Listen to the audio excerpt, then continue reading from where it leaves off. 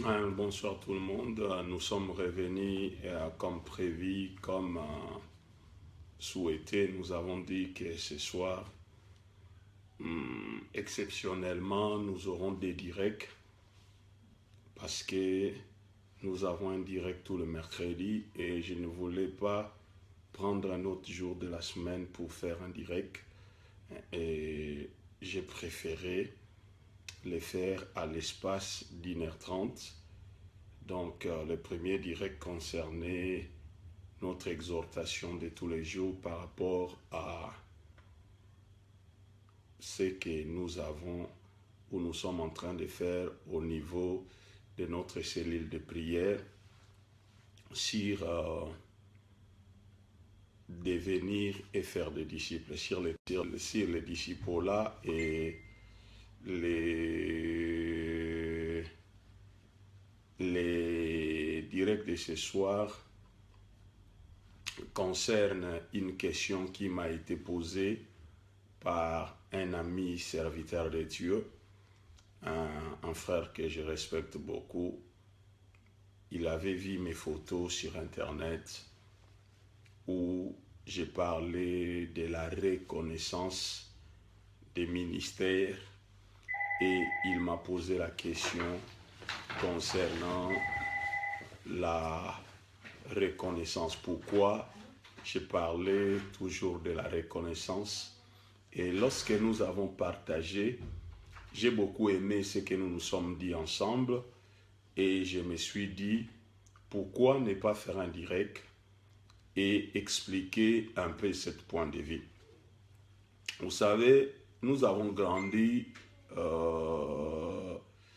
nous avons grandi dans l'église avec des choses que nous avons reçues comme des héritages, mais nous ne sommes pas allés vérifier dans les Écritures pour voir exactement ce que nous sommes en train de faire, si c'est cela est indiqué bibliquement par là.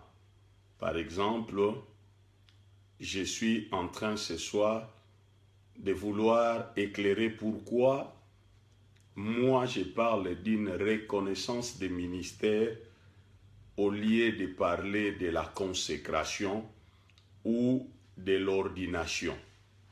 Dans un premier temps, je veux que ça soit clair dans nos esprits. Pourquoi? Parce que un homme ne peut pas consacrer un autre homme. Un homme ne peut pas consacrer un autre homme. Sinon, nous allons aller à côté de la définition, nous allons passer à côté des choses. Parce que lorsque nous regardons dans le livre de Jérémie, je suis au chapitre 1er du livre de Jérémie, et dans Jérémie chapitre 1er, je suis au verset 1er, au verset 5e, pardon. Nous allons lire ensemble. Je suis dans le livre de Jérémie. Je suis au chapitre 5 et au chapitre 1er. Et c'est le verset 5 qui est comme texte de base de cette exhortation de ce soir. Regardez ce que la Bible dit. La Bible dit: avant de te former dans le ventre de ta mère, je te connaissais. Avant ta naissance, je t'ai choisi pour me servir. J'ai fait de toi mon porte-parole auprès du peuple. Ça, c'est un texte merveilleux qui nous fait comprendre la réalité que je venais de dire là. C'est qu'un homme ne peut pas consacrer un autre homme. Voilà Dieu qui est en train de dire à Jérémie, il dit: avant de te former avant de te former dans le ventre de ta mère. Mais Jérémie était où avant d'être formé? Dieu dit, avant de te former dans le ventre de ta mère, je te connaissais. Dans d'autres versions, on dit, je t'ai connu. Et avant ta naissance, je t'ai choisi pour me servir.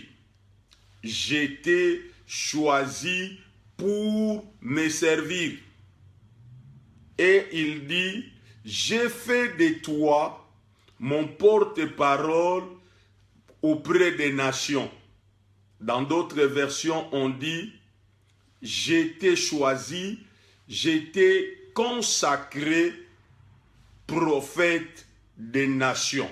J'ai été choisi, j'ai été établi ou consacré prophète des nations. Tout ceci se passe avant la naissance de l'homme. Tout ceci se passe avant la conception de l'homme. Cela veut dire, nous voyons Jérémie avant sa conception, avant sa formation en tant qu'être physique. Jérémie, c'est un esprit qui est dans la présence de Dieu. Jérémie, c'est un esprit qui est dans la présence de Dieu, à qui Dieu a appelé, Dieu a mis à part et il a établi prophète des nations. Cela veut dire l'appel est avant de venir dans le monde. Dieu appelle tous les hommes parce que de tous les hommes qui sont sur la terre, il n'y a personne qui peut dire qu'il n'est pas appelé par Dieu. Non, tous les hommes qui sont sur la terre sont appelés par Dieu. Voilà pourquoi en biologie on dit, lors de la fécondation, il y a plusieurs spermes qui sont dans les spermatozoïdes de l'homme. Des milliers, mais juste un qui va à la rencontre de l'ovule pour le féconder et en faire un être humain, les autres meurent. Pourquoi c'est un là seulement parmi tant de milliers qui va féconder? Parce que c'est un là, c'est celui qui a reçu de Dieu un appel spécial en venant sur la terre. Il y a ceux qui sont appelés pour être médecins, il y a ceux qui sont appelés pour être pharmaciens, il y a ceux qui sont appelés pour être maçons, il y a ceux qui sont appelés pour être prédicateurs de l'évangile, mais tout cela doit entrer dans le cadre d'un processus. Voilà pourquoi j'ai dit dès le départ, aucune personne, aucun être humain peut consacrer un autre humain. La consécration est une réalité qui dévance même l'existence humaine de l'homme. Dieu t'appelle, te consacre parce que on ne peut pas établir quelqu'un qu'on n'a pas consacré. Donc cela veut dire consacrer, c'est kadosh en hébreu, qui veut dire mettre à part pour quelque chose, mettre à part pour appartenir à quelqu'un, mettre à part pour remplir un rôle, mettre à part pour servir le Seigneur. Donc Dieu, dès le départ, il appelle un homme. En appelant l'homme, Dieu le met à part. Voilà pourquoi, bien-aimé, personne ne peut te dire que c'est lui qui va te consacrer. Personne ne peut te dire que c'est lui qui t'a consacré. Personne ne peut te dire qu'il a consacré un autre dans le ministère. Non, je ne peux pas consacrer un homme dans le ministère parce que ce rôle-là n'est pas humain. les textes-là nous éclairent. La Bible dit, avant de te former dans le ventre de ta mère, avant ton existence physique, ce que tu es aujourd'hui. Paul l'explique bien à Timothée, dans 2 Timothée chapitre 1.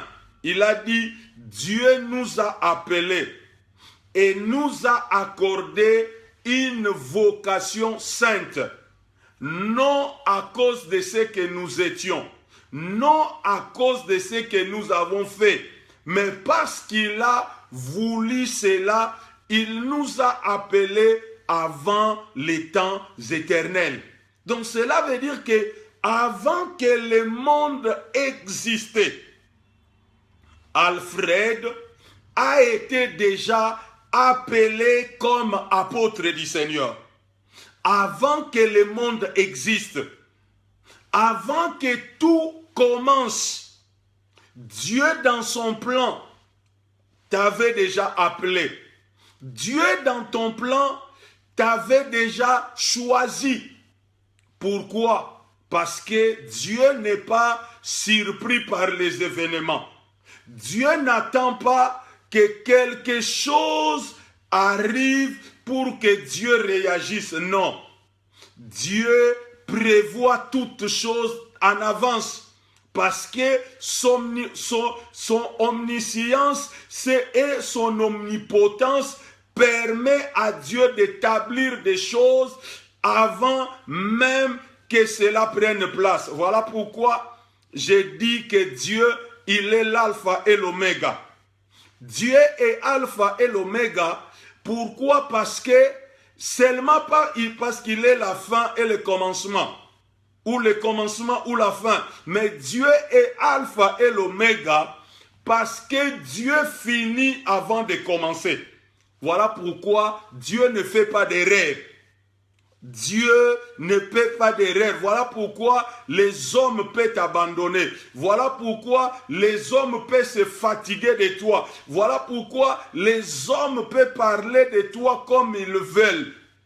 Mais Dieu ne se fatigue pas de toi. Dieu ne peut pas t'abandonner à cause de ce qu'il a fini avant de commencer. Il sait comment tu vas finir. Il sait. Donc, il n'a pas encore commencé avec toi, il a déjà clos. Donc cela veut dire que le chemin, ton processus est déjà défini. L'homme est appelé par Dieu. Un homme ne peut pas t'appeler. Un homme ne peut pas te consacrer ni t'établir. Parce que c'est Dieu qui appelle, c'est Dieu qui consacre. Il t'appelle, en t'appelant, il te met à part. Cela veut dire, en t'appelant, Dieu te met à part. C'est ça la consécration. Il te met à part pour n'appartenir qu'à lui. Il te met à part pour l'accomplissement d'un mandat spécifique. Dieu t'appelle, te met à part. Lorsqu'il te met à part, il t'établit. Voilà pourquoi, lorsque Christ dit, vous de prier, il dit, priez que la volonté de Dieu soit faite sur la terre comme elle est faite au ciel. Par rapport à ton appel, par rapport à ta consécration, par rapport à ton établissement dans le ministère, il y a une volonté de Dieu.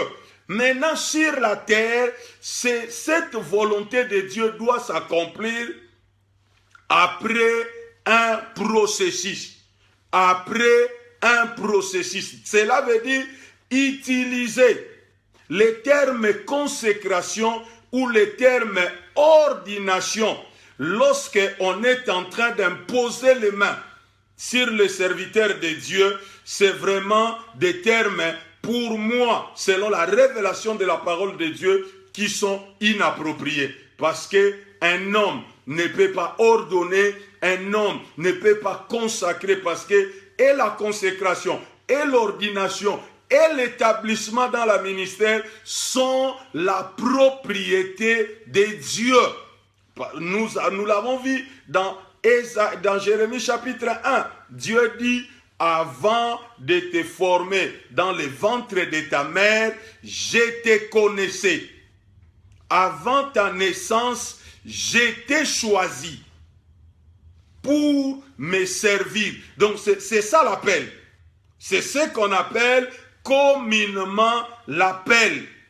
Avant ta naissance, Dieu t'avait choisi. Il dit, je t'ai choisi pour me servir. Donc cela veut dire, on verra dans la suite des temps, pourquoi par exemple d'autres personnes, dans leur orgueil ou dans leur immaturité, ils refusent que les êtres humains leur imposent les mains pour qu'ils servent dans le ministère. Tout simplement parce qu'ils sont une partie dans le vrai. Parce qu'ils sont en train de croire qu'un homme ne peut pas appeler au ministère et un homme ne peut pas consacrer un autre homme ou l'établir dans le ministère. Parce que Dieu dit, c'est quelque chose que l'homme vient avec sur la terre. Donc cela veut dire, je suis né appelé de Dieu, je suis né consacré par Dieu, je suis né établi, parce que ces choses-là, Dieu l'a fait avant la fondation du monde. Dieu l'a fait lorsque je n'existais pas encore comme un être humain. Parce qu'il dit, avant de te former, cela veut dire avant l'ovulation, avant même que ton père et ta mère puissent se rencontrer, avant même que ton père pense qu'il pouvait rencontrer ta mère. Les enfants non désirés n'existent pas. Dieu connaît tout enfant parce que tout enfant qui vient sur la terre, il vient sur la terre pour un but. C'est un appelé du Seigneur. Le Seigneur l'a appelé pour un but, pour accomplir un mandat. Maintenant, l'appel, la consécration et l'établissement à ce qui concerne le ministère est avant la naissance. Mais maintenant, il y a quelque chose qu'on appelle le processus. C'est quoi le processus? Le processus se passe de quelle manière? Un homme que Dieu a appelé, un homme que Dieu a consacré, un homme que Dieu a établi avant la naissance, va naître dans le monde. Ce monde-là, qui est sous l'emprise de l'homme et de la domination de la philosophie satanique, Dieu va laisser cet homme faire un parcours. Et ton parcours, là où tu es passé, même lorsque tu étais païen, même lorsque tu ne connaissais pas Dieu, l'appel de Dieu, la consécration de Dieu et l'établissement de Dieu ne t'a jamais quitté. Tout ce qui s'est passé dans ta vie, ta manière de vivre, tes décisions, tes choix, tout ce qui s'est passé dans ta vie, c'était les moyens mis en place, laissés en place par Dieu pour permettre ton processus de se développer, te permettre de connaître la vie, te permettre de connaître la réalité, te permettre de vivre comme tout être humain.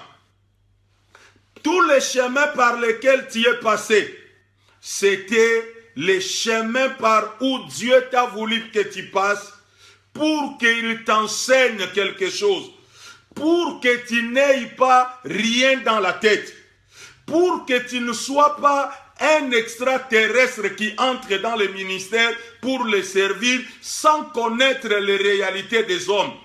Voilà pourquoi le Christ qui était Dieu, lorsqu'il est venu sur la terre, il n'a pas commencé le ministère directement. Il a vécu comme un être humain normal. Bien-aimé, le Christ avait faim.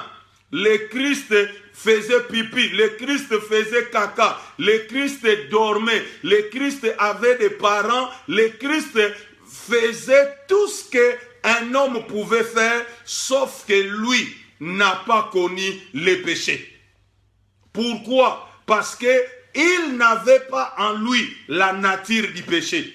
Mais nous naissons avec cette nature pour nous permettre de faire notre processus, pour te permettre de comprendre la réalité dans laquelle tu vas opérer dans les jours à venir.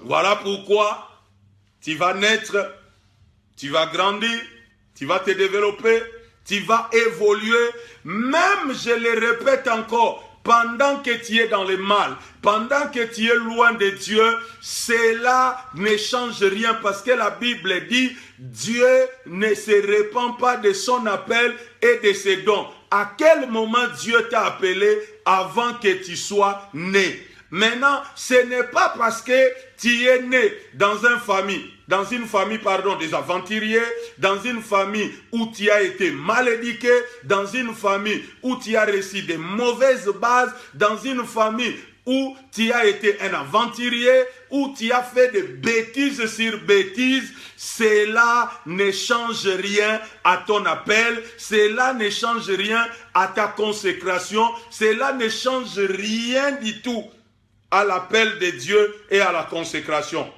Ce n'est que lorsque le temps va s'accomplir, Dieu va maintenant t'appeler.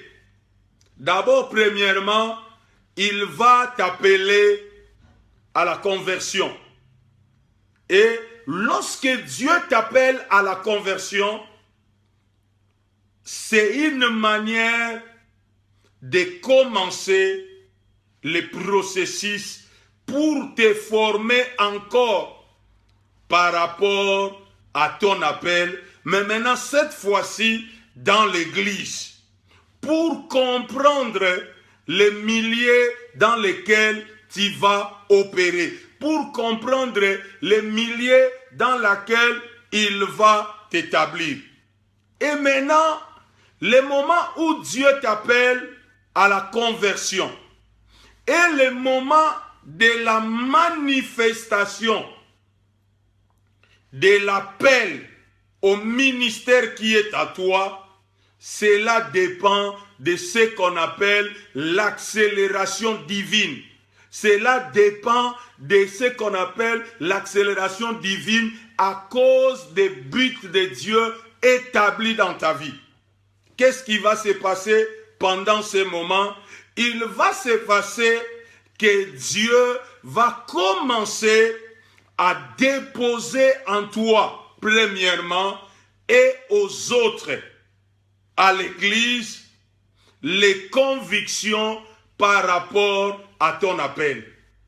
C'est en ce moment-là, Dieu va commencer à éclaircir, parce que dans l'appel, il y a d'abord le processus spirituel, où Dieu t'appelle, Dieu t'établit, et Dieu te consacre et t'établit avant que tu naisses. Lorsque tu nais, Dieu te laisse faire ton parcours, après il te récupère dans son royaume, et lorsque tu es dans son royaume, Dieu, au travers de ton éducation spirituelle, au travers de ton éducation dans la spiritualité, Dieu commence à clarifier ta destinée prophétique. Voilà pourquoi je dis toujours, la communauté ou l'église locale, c'est le seul endroit où la personne peut identifier clairement c'est à quoi Dieu l'a appelé. L'église locale ou la communauté, c'est le lieu de la manifestation ou de la clarification de notre identité en Christ. Donc Dieu te dépose dans l'église locale et à partir des enseignements, à partir du suivi de ce que Dieu est en train de faire, c'est là où tu te rends compte clairement dans quel domaine Dieu t'a appelé. Et c'est ce que les gens appellent communément « j'ai reçu l'appel ». Non, on ne reçoit pas l'appel parce que quand on devient chrétien, on reçoit la clarification de l'appel. Parce que l'appel, tu l'as reçu avant les temps éternels. L'appel, tu l'as reçu avant que tu sois conçu dans le ventre de ta mère. La consécration, tu l'as reçu, tu l'as été avant que tu sois dans le ventre de ta mère. Mais dans l'église, ce que tu reçois, c'est la clarification. Maintenant, Dieu commence à te dire, tel, je t'appelle à ça. Regardez, je prends toujours souvent l'exemple de Paul. Paul n'a pas été appelé sur les chemins de Damas. Non, Paul a été clarifié. Paul a été mis au courant de l'appel de Dieu qui était dans sa vie avant les temps éternels. Même quand Paul était en train de tuer les chrétiens, l'appel de Dieu était en lui.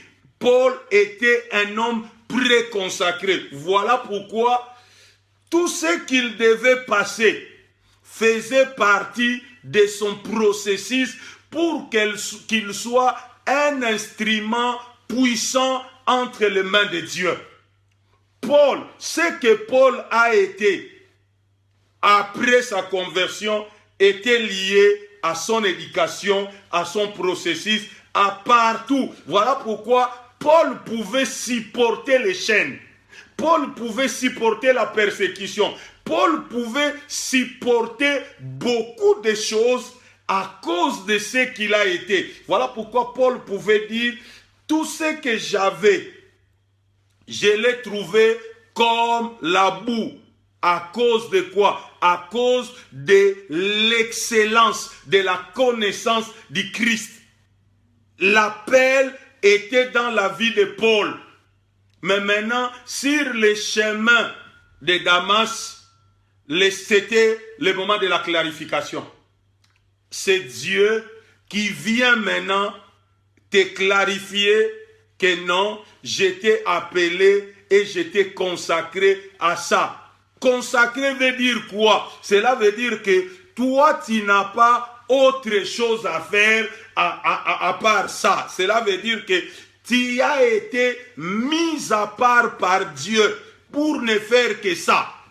Tu as été mis à part par Dieu pour ne faire que ça. Voilà pourquoi tous ces bêtises-là qu'on rencontre aujourd'hui, excusez-moi le terme, où les gens sont en train de vouloir être grands par rapport aux autres. Oh non, c'est moi qui l'ai consacré. Oh d'ailleurs, si tu joues avec moi, je ne vais pas te consacrer. Les gens sont en train de martyriser les autres. Les gens sont en train de frustrer les autres comme si c'est eux qui consacrent. Non, tu ne peux pas consacrer quelqu'un. Tu n'as pas ce pouvoir. Le pouvoir est d'ordonner et de consacrer les hommes et de les établir dans le ministère. Ce pouvoir-là n'appartient qu'à Dieu. Mais lorsque Dieu aussi clarifie ton appel, ne sois pas un Melchisédek. Lorsque Dieu clarifie ton appel, ne sois pas un Melchisédek. Voilà pourquoi nous parlons de reconnaissance. Lorsque Dieu clarifie ton appel, cet appel-là doit être reconnu par l'Église. Voilà pourquoi la Bible dit Comment les gens entendront la bonne nouvelle? Romains chapitre 10, versets 14 à 15. Comment les gens entendront la bonne nouvelle s'il n'y a pas de gens qui prêchent? Mais comment les gens vont-ils prêcher si on ne les envoie pas prêcher? Cela veut dire quoi? Là, l'envoi, ce n'est pas l'Église qui envoie, ce n'est pas les hommes qui envoient, c'est tout simplement l'Église qui reconnaît que cet homme a reçu de la part de Dieu l'appel. Il a été consacré, il a été établi dans tel ministère. Voilà pourquoi nous envoyons la personne. Nous reconnaissons que cette personne peut faire ce travail dans le corps de Christ. Et nous le voyons dans le cas de Paul. Paul est au courant de ce que le Seigneur a prévu avant les temps éternels dans sa vie. Mais Paul ne va pas aller directement. Parce que Paul pouvait se dire, et ils ont rencontré le Seigneur de son vivant. Moi, je l'ai rencontré sur le chemin de Damas. Il m'a appelé, il m'a dit à quoi il m'a appelé. Alors, je me lève moi aussi, je l'appelle, je peux aller fonctionner comme d'autres personnes aujourd'hui qui sont en train de... Parce qu'ils ont compris que Dieu, c'est Dieu qui appelle, c'est Dieu qui consacre, c'est Dieu qui établit. Ils ne veulent pas rentrer dans les rangs. Ils deviennent des rebelles. Ils croient que parce que Dieu les a appelés, il les a consacrés et il les a établis, c'est tout. Non, Paul, la première des choses, Dieu l'envoie chez Ananias. Dieu les rend aveugles. Pourquoi Dieu les rend aveugles? Ça fait partie du processus. Pendant que Paul était aveugle, Dieu était au même moment de les vider pour les remplir. Cela veut dire Dieu était de les vider du judaïsme. Dieu était en train de les vider de la doctrine et de la science des pharisiens pour essayer de déposer en lui la nouvelle mission, pour déposer en lui la nouvelle grâce, pour déposer en lui... Donc Dieu était en train de les façonner par rapport au processus. Qu'est-ce qui va se passer? Paul va voir, ses yeux vont s'ouvrir. Malgré que les yeux de Paul ont été ouverts, nous allons voir que Paul n'est pas toujours allé prêcher. Bien-aimé, ce n'est pas parce que Dieu t'appelle, ce n'est pas parce que Dieu t'a établi, ce n'est pas parce que Dieu t'a consacré, tu es automatiquement, tu dois entrer dans de dire que non, je vais aller. Non, il faut toujours passer par un processus. Et dans la vie de Paul, l'exemple que nous prenons, nous allons voir que Paul était là-bas. Il a fallu que Barnabas aille chercher Paul pour l'amener dans son point de stage. Il a fallu que Barnabas aille chercher Paul pour l'amener à Antioche. Nous sommes dans Actes des Apôtres, chapitre 13. Barnabas est allé chercher Paul pour l'amener à Antioche. Pourquoi Barnabas est allé en chercher Paul pour l'amener en Antioche? La Bible dit parce que Paul devait d'abord servir pour que les gens, les aînés, ce qu'il a trouvé dans l'église, voient la manifestation de l'appel de Dieu dans sa vie. Voilà pourquoi on ne peut pas imposer les mains sur quelqu'un et le reconnaître officiellement ce qu'il est, reconnaître officiellement son appel s'il n'a pas d'abord manifesté les fruits de l'appel. Vous ne pouvez pas prendre un frère comme ça qui jouait à sainteté des mains apôtres. Vous lui imposez les mains il n'a pas encore manifesté la grâce apostolique. Pasteur, il n'a pas encore manifesté la grâce pastorale. Pourquoi? Parce que beaucoup de gens, quand on parle d'un apôtre, si tu lui demandes c'est quoi un apôtre, elle va te parler des activités d'un apôtre, mais il est incapable de te dire quel est le but et le rôle du ministère apostolique dans l'église. Il y a beaucoup de gens qui sont des pasteurs aujourd'hui. Si tu lui demandes c'est quoi le but du pasteur, il va te dire les activités du pasteur. Il va te dire ce que le pasteur fait, mais il ne te dira pas ce que le pasteur apporte dans l'église, ce que le ministère pastoral apporte dans le corps. Alors voilà pourquoi, lorsque l'appel de quelqu'un est clarifié, l'appel de quelqu'un peut être clarifié de plusieurs manières. L'appel de quelqu'un peut être clarifié que Dieu l'a appelé avant les temps éternels, soit par son fonctionnement, soit par son caractère, soit par la prophétie, soit par plusieurs manières. Parce que dans le cas de Paul ici, l'appel de Paul a été clarifié par la prophétie. Mais lorsque vous regardez Actes des Apôtres chapitre 13, on dit que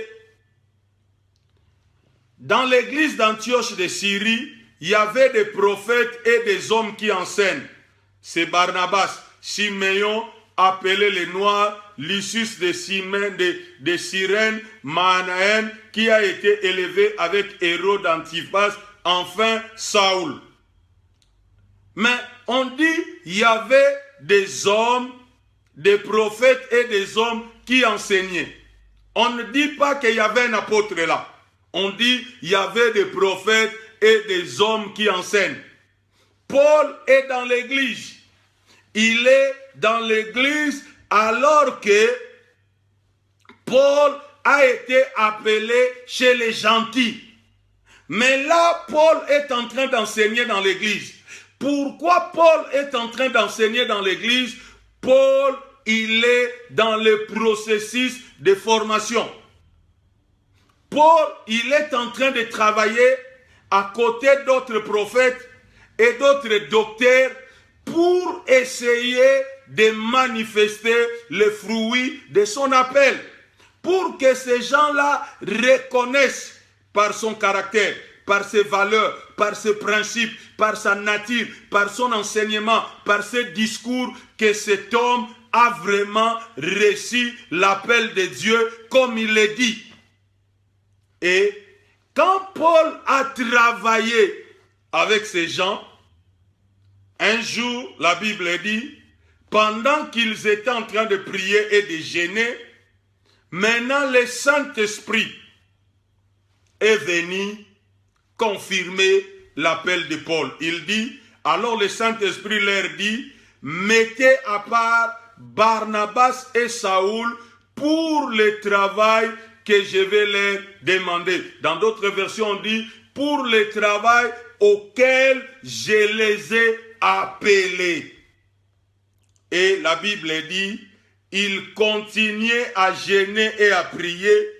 Il pose les mains sur la tête de Barnabas et de Saoul et il les laisse partir. Cela veut dire, il les permet maintenant à fonctionner officiellement comme apôtre. Là, c'est ça c'est que moi j'appelle la reconnaissance. Cela veut dire, je n'ai pas le droit d'aller appeler les gens. Je n'ai pas le pouvoir de les consacrer ni de les établir. Mais tout simplement, ce que j'ai reçu de Dieu comme grâce, comme moi aussi, mes pères, mes frères apôtres, un jour, ont identifié les mandats apostoliques dans ma vie. Ils m'ont vu opérer, ils m'ont vu fonctionner, ils ont vu comment je fonctionnais dans le corps, pas dans l'église locale, mais dans le corps.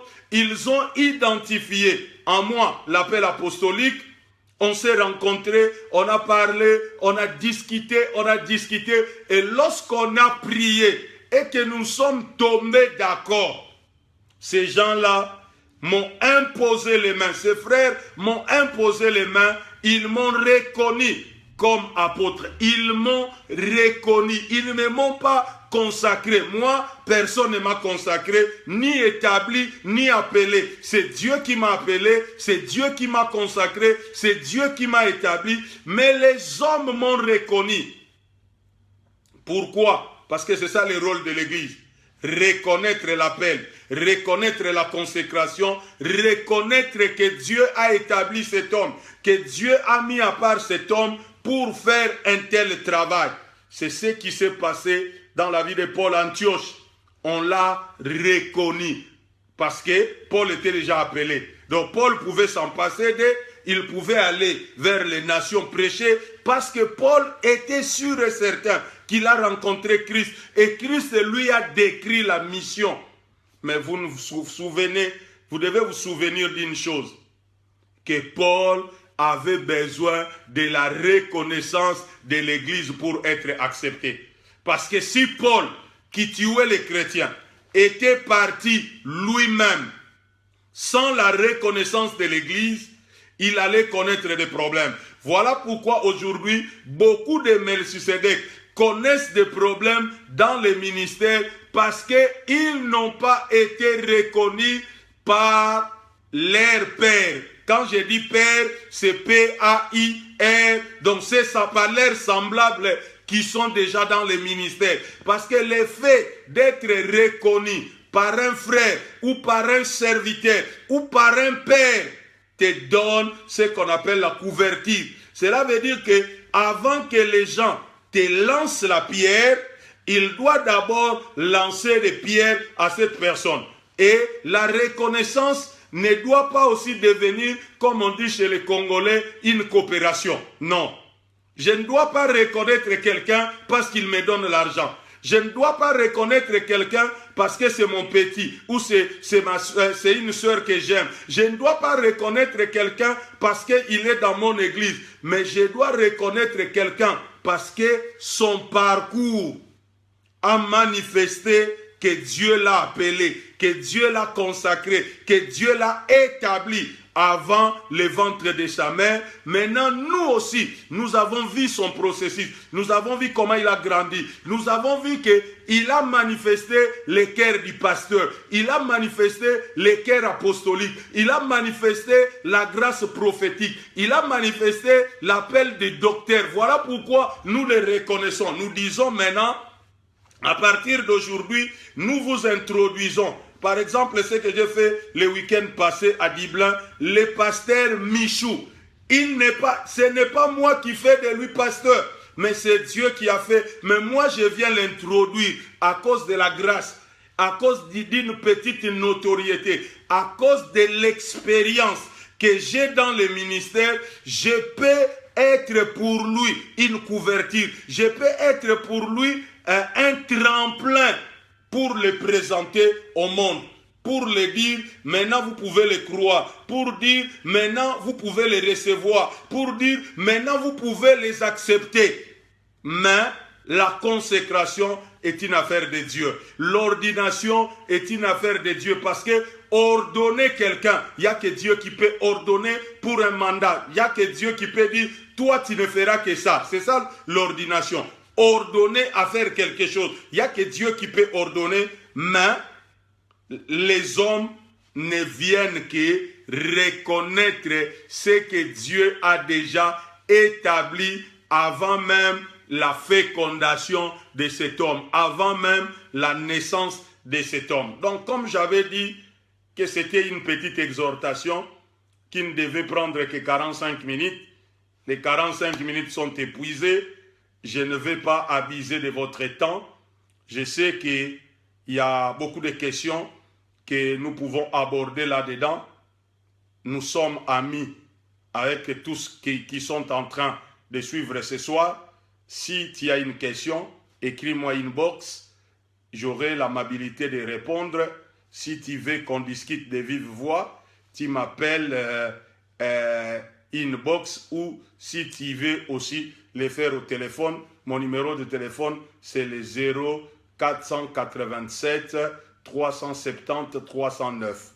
0471 87 370, comme disent les Français, 309. Pour ceux de l'extérieur, il faut faire 0032 487 370 309. Nous sommes que les instruments du Seigneur. Nous savons que l'Église vit par héritage. Il y a des choses que nous faisons parce que nous avons vu les autres les faire. Voilà pourquoi aujourd'hui, vous verrez dans des conférences des hommes porter des robes comme des travestis, donc porter des cannes, des mitres, et ils ne savent même pas l'importance de ces choses. Nous ne voulons pas tomber dans ces choses-là. Nous voulons rendre des choses simples. Voilà pourquoi moi, lorsqu'il m'est donné d'aller imposer les mains sur un frère, j'ai dit, nous reconnaissons les frères au ministère tel, parce que c'est Dieu qui l'a appelé. Gardez-vous bien, continuez à être très fort. Notre défi, c'est le but de Dieu. Notre défi, c'est devenir comme Christ. C'est ça la maturité. Amen. Bye bye et bonne soirée.